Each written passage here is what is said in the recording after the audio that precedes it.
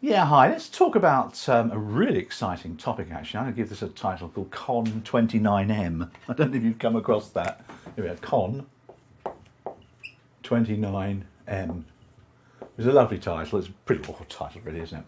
But what we're talking about here is mining searches and the ability to outsource the search now to other companies. Really important stuff here. And I want to sort of catch up on mining. That's what we're talking about here, really. Mining searches. Now, I don't know if any of you ever bought a property which is close to underground mines. 29%, here we go, of UK property is above or close to old coalfield areas. We're talking about coal here, aren't we? When we're talking mining, we're talking about tin, salt, sodium, water, all sorts of mining going on, obviously gold, silver, all those sort of things, but it's mostly coal. And it's come from Britain's Industrial Revolution, of course, because we were a net exporter of coal at the end of the 19th century. It was the major, if the only source of energy before oil was discovered. So, of course, the coal field in the Industrial Revolution, we dug up tons of the stuff, thousands of tons of the stuff. And for the past hundreds of years, we've created mines. Smaller mines in the early years, bigger ones, of course, in the 20th century. So there's two types of mines to think about, really. Now, the first type of mine, and what I'm going to do now is do some little pictures here, because I can. Here we are. Look, there's your properties. There's some houses there. There you go. And there's sort of, more houses, because I like this. And there's the ground. Now, when we talk about mining, in the last 100 years, we're talking about the 20th century pretty much, really. We're talking about deep mining. Now, these are governed by the Coal Association, or Coal Board as it used to be.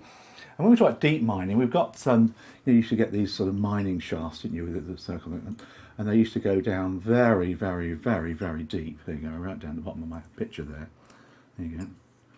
And then they would open up vast caverns of the stuff, It was machinery would dig it, and obviously men with pickaxes used to do it, but it's machinery would just dig up vast amounts of coal and bring it up to the surface. That's deep mining. Now, the good news, of course, about deep mining is that the Coal Board, the Coal Association, have got records of them. Of course, they have this 20th century stuff, isn't it? So they know exactly where they are. They know where the pit heads are and where the actual mining was going on. So, because they can do searches on these when you're buying property, it's easy to find them. It's not a big problem. So what is the problem then with this? If you are thinking about buying it, well, if you think about logically, you're removing a large amount of ground, if you like, rock, almost coal. It's going to have an effect on what's above. And it does cause subsidence. So this property, which could well be, 400 or 500 yards above it, and you've got rock there, it will move. Excuse me. So it could cause some kind of subsidence, and that's the issue here. And there have been claims, actually, in the last couple of years, approaching £10 million to the Coal Association for people who had subsidence caused by these deep mines. And that's the problem there. The other type of mine, let's get a different colour pen here for you. The other type of mine is shallow mining. Now, shallow mines have occurred over the last 500-600 years, crikey. We're talking here about unregulated, unrecorded, hundreds, thousands of miles of shallow mines. People in the 16th century would dig down, get coal, wouldn't they? But they wouldn't go too deep. They didn't have the equipment to go too deep. So they do shallow mining. So you might have an old mining here with a sort of a top there, and then maybe a very shallow mine, which is 10 feet, 20 feet above or below the earth. They reckon 3 million homes are above shallow mining areas. Unidentified mines, with all sorts of problems going on here. So what's the cause here? Well, you've probably heard the phrase sinkhole. Bet you have. Always in the news, aren't they? Suddenly a hole opens up in the ground. Basically what's happening here is the ground itself above the shallow mines just sinks. Which is unfortunate if you're happening to be walking above it, but most people aren't, of course. Now, that's, of course, going to cause a big problem if it's right underneath your property. Of course it is. But the biggest issue is it stops access to property. So say, for example, that's a road. This sinkhole opens up the road. Suddenly you can't get your car to your housing. You can't get your Tesco's delivery to your housing. So it causes an awful lot of problems. 500 sinkholes a year are appearing, they reckon, in the UK.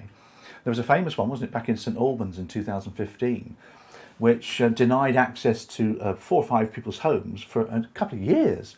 They could walk there, but they couldn't actually drive there or get any goods. So that's going to have a massive effect on resale. You know, if you've got a sinkhole in your main road, you're not going to sell your property, are you? So there's massive implications there for people.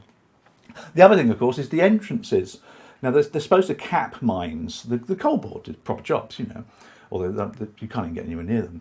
They're supposed to cap a mine with all sorts of materials to stop people falling in, because there's no records of these things. So you could be walking along, it's been uncapped, or not very well, and you could fall in, which is not much fun if you've got your dog walking.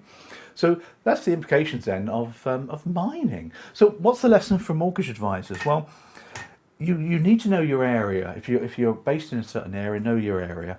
If you cover the UK, be aware of the areas where coal mines or searches are required, because you can do a coal mining search. Of course, you can outsource this. The conveyancer will take care of that. Of course, it's part of the searches. But sometimes you have to talk to the applicant about it, your clients, and let them know that you understand the implications of living above a coal mine or mining areas. So it's good knowledge. Obviously, for CMAP, it's ideal because you'll get questions on this. But it's good understanding for your clients, really, to give them information when they need it. I'd be very wary about buying above a coal area, a coal board area. But then again, 29% is an awful lot of property, particularly up in the north, of course. We're talking most properties up in the north, very little mining down in the southeast. Southwest, Wales, huge amount of mining, of course, in the areas there. So hope that's been useful for you. Bye.